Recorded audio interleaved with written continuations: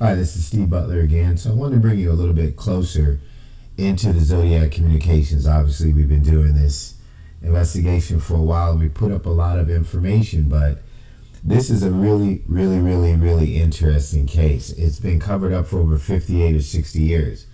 Every time we seem to discover something, the powers that be try to remove it from the internet. That's just how powerful these people are.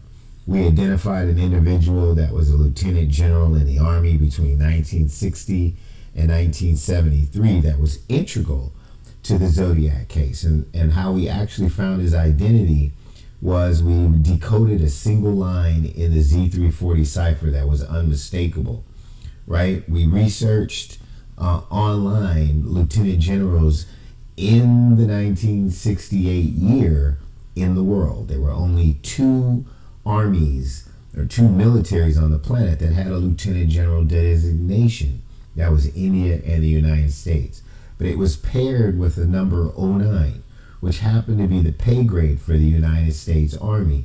There was no other army on the planet Earth that had a lieutenant general and an 09 pay grade. So all we had to do was find the name of a person with three letters, TMKO, in their name, and we found that guy, Lieutenant General John L. Throckmorton.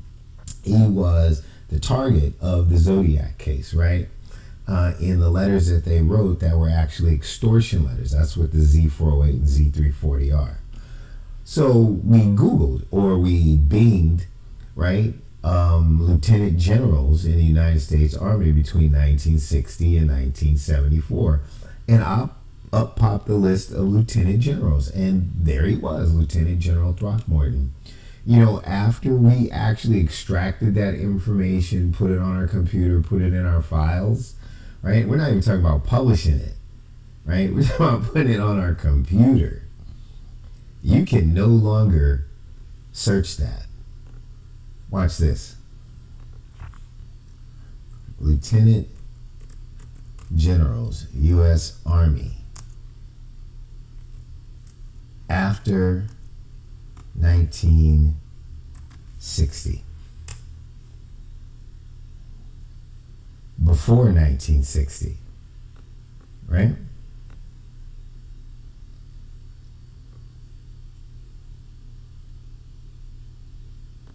Lieutenant Generals of the United States.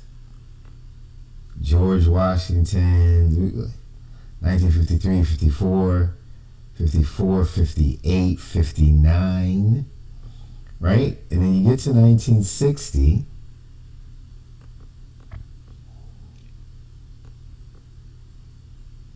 they're still not showing this guy.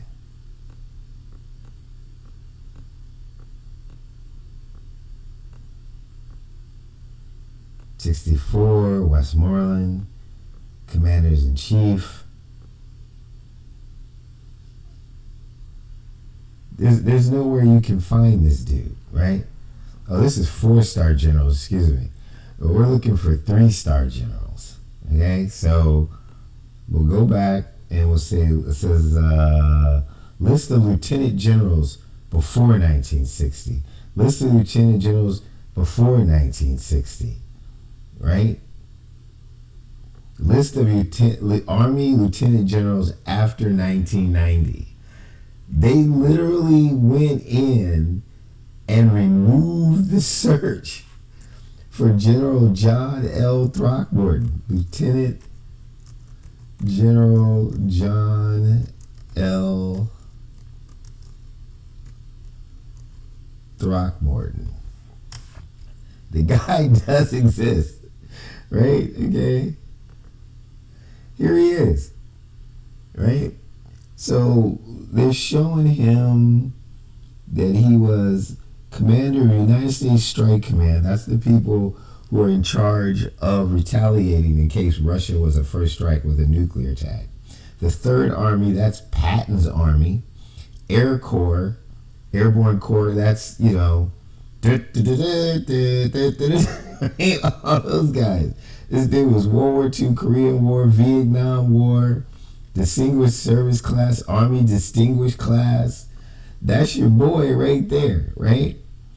He literally was also best friends with the President of the United States at the time. right? The guy who came after John F. Kennedy, right? He was assigned to a special task force, right, that took troops into Detroit, right here. Throckmorton also served a tour of duty in 1967, commanding the task force for Detroit during the Detroit riots. So all the things that Trump's doing right now, people freaked out. They sent this guy into Detroit with real troops. So he's a significant person, right? Let me show you. They're just showing him as a 4-star general. He got promoted before he was retired. But if you see right here, he's got 3 stars. That's in 1967. 3-star general is a lieutenant general, right? But let's go back to his Wikipedia page.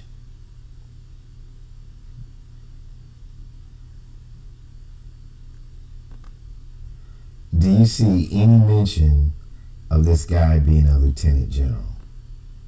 Anywhere. They truncated this bad boy. They literally went back in and cleaned this up to take out the fact that he was a lieutenant general.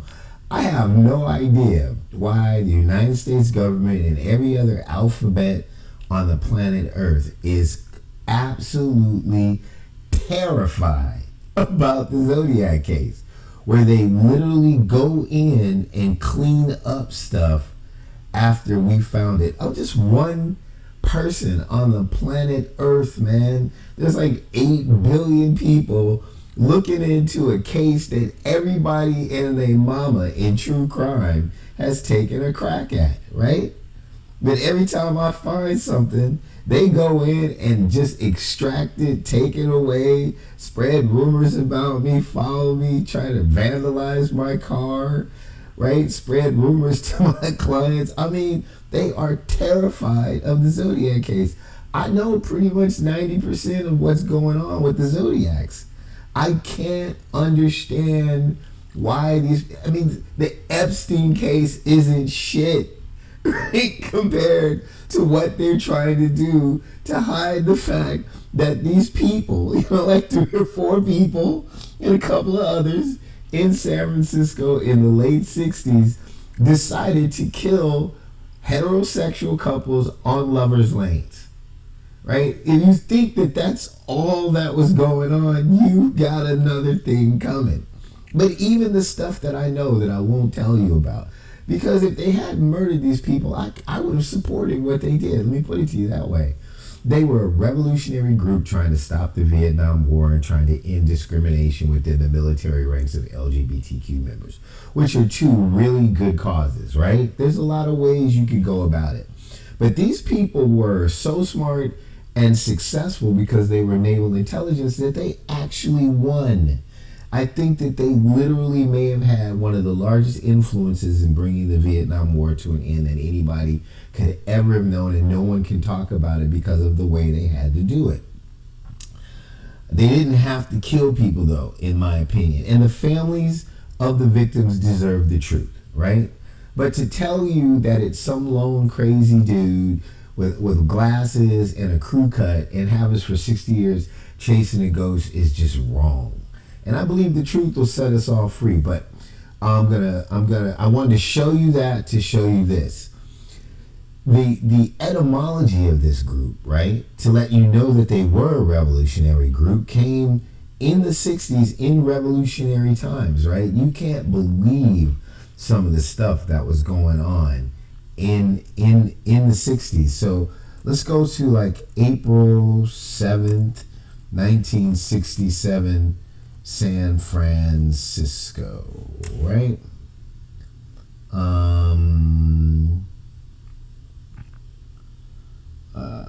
1967 war protests. Let's see if I can bring some of that up real quick. Right? All right, so this is the kind of stuff that was going on. Right? This was 1967 in San Francisco. Right? These are the images. This right here is Kezar Stadium. All right? That day, 100,000 people walked from downtown San Francisco to Kezar Stadium, which was the old San Francisco Stadium, to hear an anti-war protest. Coretta Scott King, Martin Luther King's wife, actually spoke there that day. When she was talking, the stadium was pretty much getting empty. People were going home after the major protests. And as you see right here, it says, Viet Cong never called us the N-word in Vietnam. So, I mean, you know what? This is what's going on. But the people that were in the Zodiac lived. See all these trees over here? They lived 3 blocks away, right? And one of the two people who lived there and one other person were the main people on the ground making all this happen. And one was a female, and her first name is Ellen. Probably a wonderful person. She spent like 30 years as a teacher doing tolerance. I'm sure she regrets what happened, but not the result. You know, a lot of people back then thought, you know, even captains in war were saying, hey, you know, 10 guys died to save 100 or 200 or 1,000. We saw that, you know, in the movie. And it's a reflection of real life. People make choices, and the spirit of America back then was just, they were enraged, right? You can see how people would become revolutionary in their thoughts, right? So this woman, right? It always takes a woman, had a tremendous amount of influence, and I couldn't understand what it was. I thought, well, you know, maybe she was cute or whatever. No, she was intellectual. She was very smart. In the Zodiac ciphers, especially I think it was in the, it's either Z340 or Z408, there is a reference to Dr. Martin Luther King and his letters from jail, right? So, Dr. Martin Luther King Jr. letters from jail, from Birmingham jail. So he was in Birmingham, he was in jail, right? And he wrote this long letter. This thing goes on forever. He wrote this on paper in his jail cell. And what really came out of this letter from jail was this one line where he said, you know, when all this is over, you know, we're not going to remember all the horrible things that our enemies called us and said to us and did to us. What we're going to remember is the silence of our friends. So she referenced that, or they did, or it says that she keeps repeating this to the rest of the group, right? The silence of our friends. So she felt personally betrayed. The community felt betrayed. They're enlisting in a time where people were getting drafted into the war to fight and give their lives in a meaningless war of 17-year-olds that were dying and being bused to their murders, right? While everybody else was just sitting at home kicking back. So I think that was why they targeted heterosexual couples at lovers' lanes as an example of the people that were benefiting from the death and the blood of the individuals that were being discriminated against, you know, told to be honest, but then told to lie about who they could not live their lives honestly while giving their blood and shedding it for an America that didn't want them. That's a lot. It has it's a problem now, right? And for some reason, these people have the power and tenacity to actually take thoughts and prayers and turn them into a revolutionary action, right? And a lot of it, I think, came from philosophy. So this woman was a speaker, apparently, and she had a philosophy that was ripped from, believe it or not, some of the old German Nazi stuff. A thing called Gestalt, right? So Gestalt, let's check that out.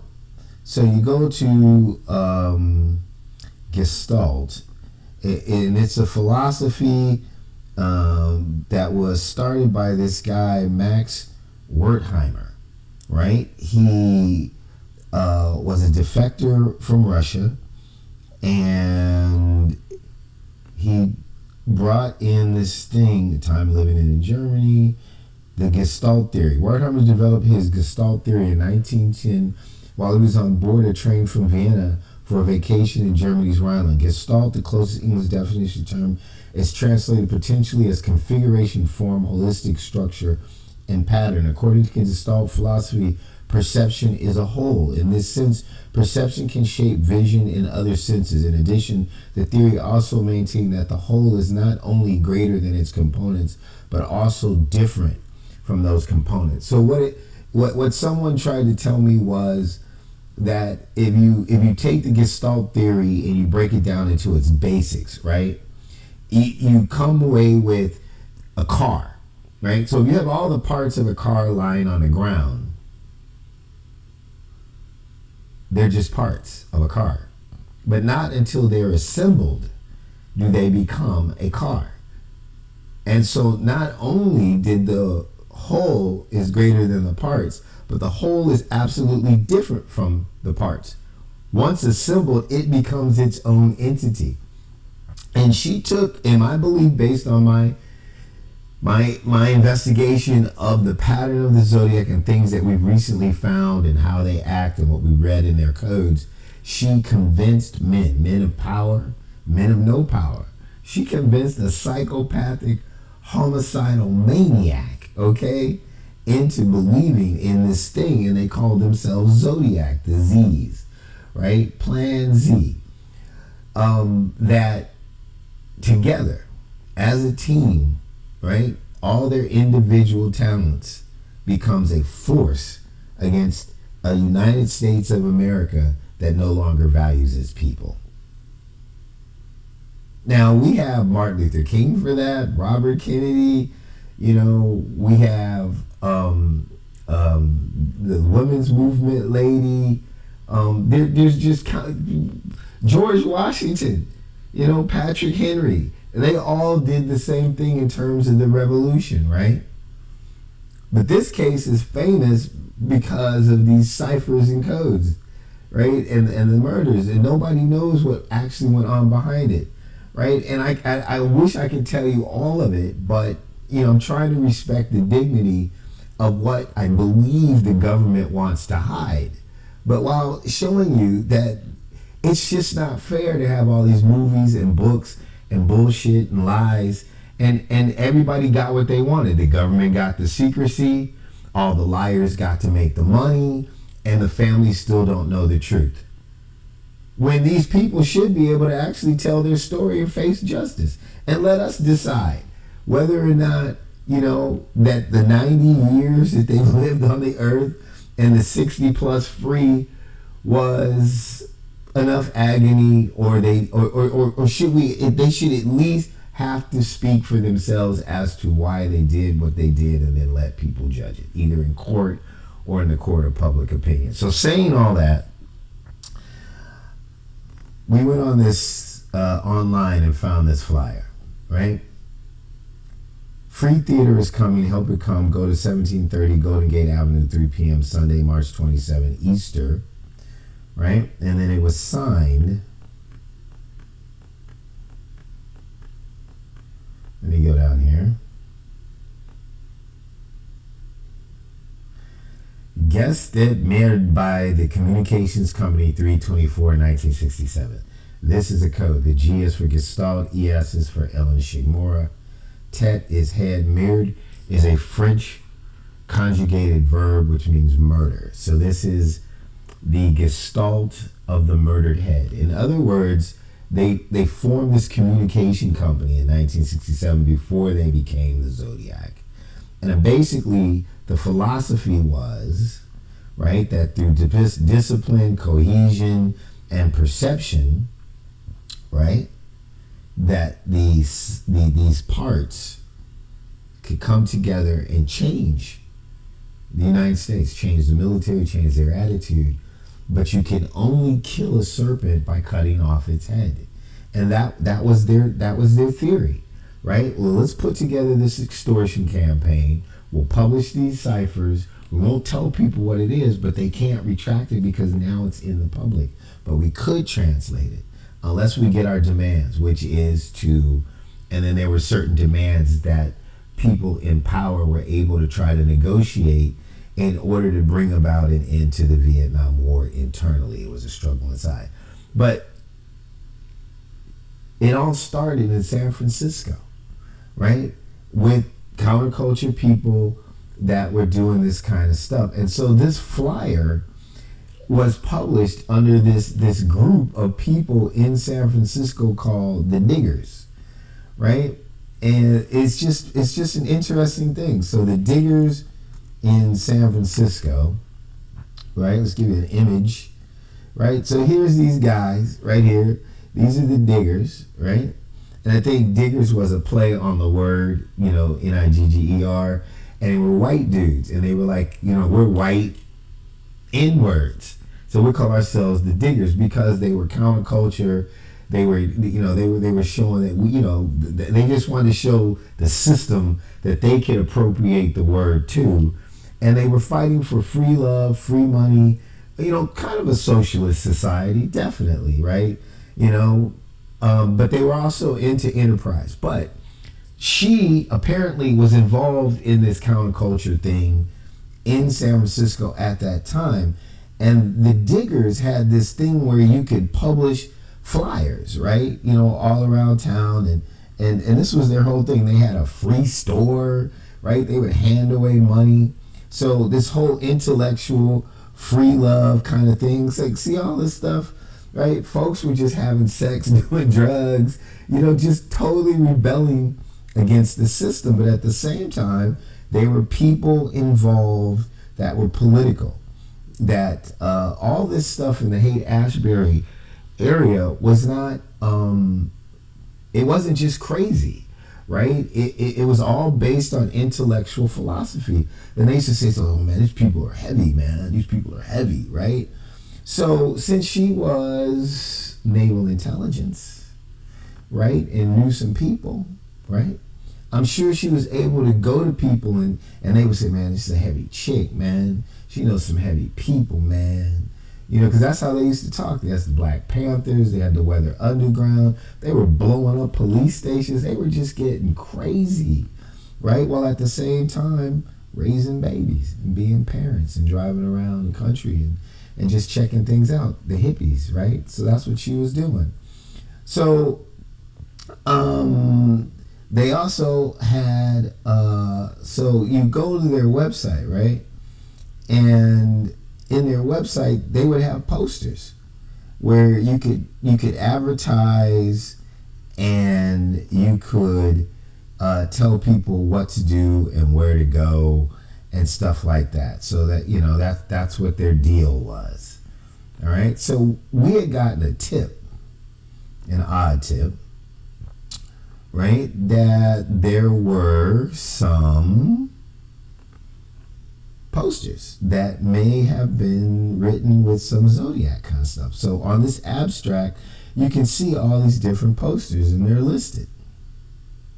And so we found on this abstract these two. This one was definitely a Zodiac poster. We were able to take this original image a year ago. Now, if you click on it now, it was changed.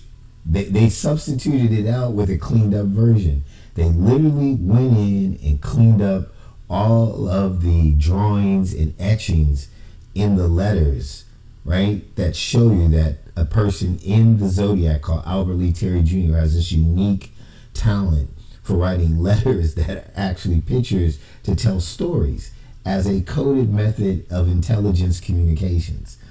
I mean, that's how much they really are afraid of all this, that they follow what we do and they go in and they change it. The cover-up always tells you the truth. So, but we also found this one. We didn't know that these two were related, right? We thought it was just this one right here. We did a video on that one showing the embedded images that prove it is what it is. But we found this one, and this one's on my computer. And it's funny because it doesn't seem to be much at all, right? It says, Free theater is coming. Help it come. Go to 1737 Golden Gate, Apartment 1, 3 p.m. Sunday, March 27, Easter. Innocent as hell, right? And in the 70s, or 60s, 67, that's when this was, with Free Love, you could think of this as just all sexual. Like, put on a costume, come over, we're all going to be coming, right? We're going to have sex. And that's what they did. They put it out there like that so that people would think that that's all it was, right? So let me try to take you into the cryptology if I have time. I hope so, on the audio part here, and show you how really smoothly this was done. So we're going to get rid of that, and we're going to get into the coding. So I'm going to bring this up here and show you. So first of all, the pink is right side up and the orange is upside down. So we'll flip it around. But Easter in 1967 was on Sunday, but it was March 26th. Now, whenever the Zodiac does misspellings or anything crazy, they say, oh, they were just stupid. No, it's code, right? It's code. So the reason why they wanted to say it was Sunday, March, Easter, was so that they could say Ellen, the leader, right, was the person that was saying come to this meeting, right? That's how they communicate, right? So the meeting was probably actually on the 27th, right? Now the address is correct, 1737 Golden Gate, right? But it was supposed to be at apartment 1. Let me show you something. We were able to go in, right? And so I'll show you the big one. So see right here, 1737 apartments, 1 and 2 are vacant, right? So this is San Francisco 1967 archives of the Polk directory. That's was the directory, like, they used to have telephone directories back then, for those of you who are too young. So let me give you a close-up of that. So that address showed 1737 Golden Gate Avenue also had Golden Gate Apartments.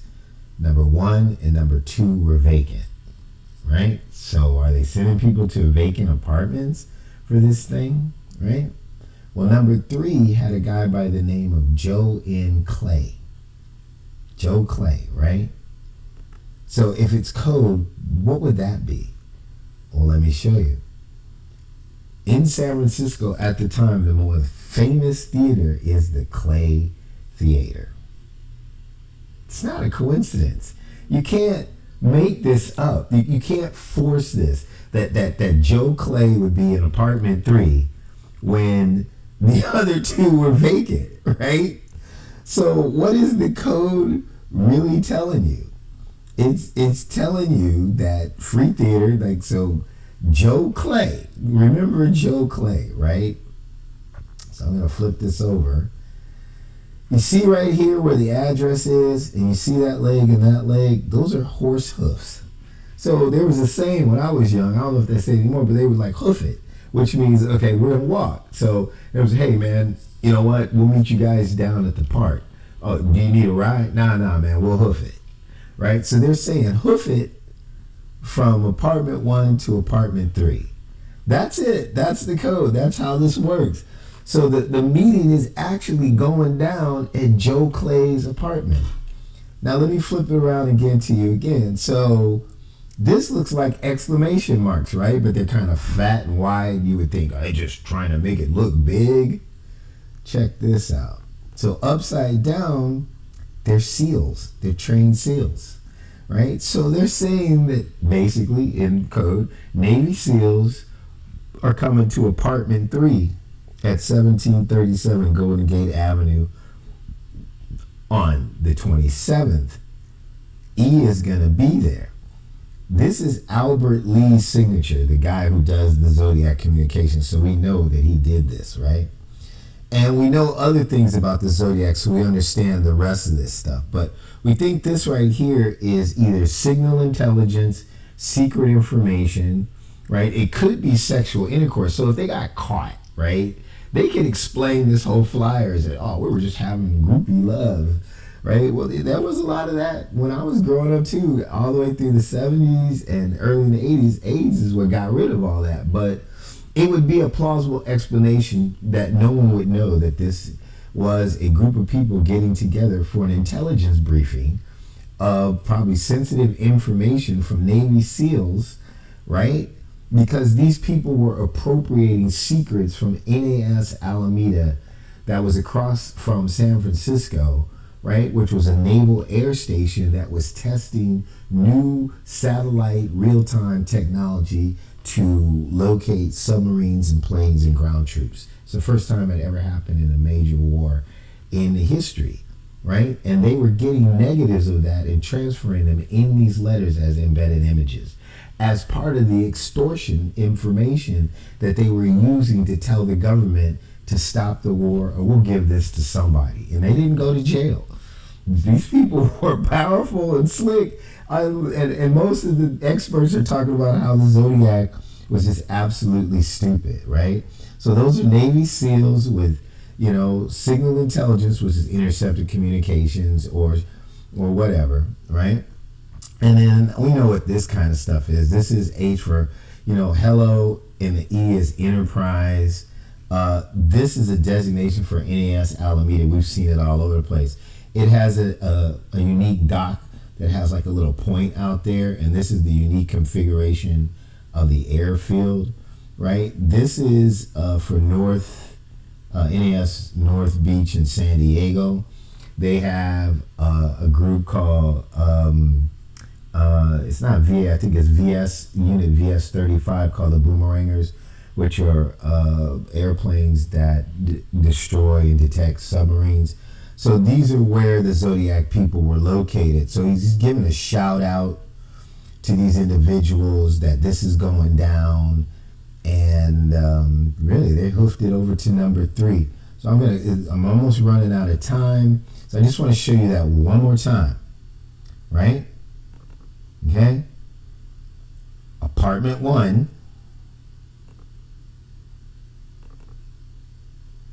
Vacant. Apartment 2, vacant. Joe Clay was in apartment 3. Whoops. Clay Theater, San Francisco, right? Free theater is coming. So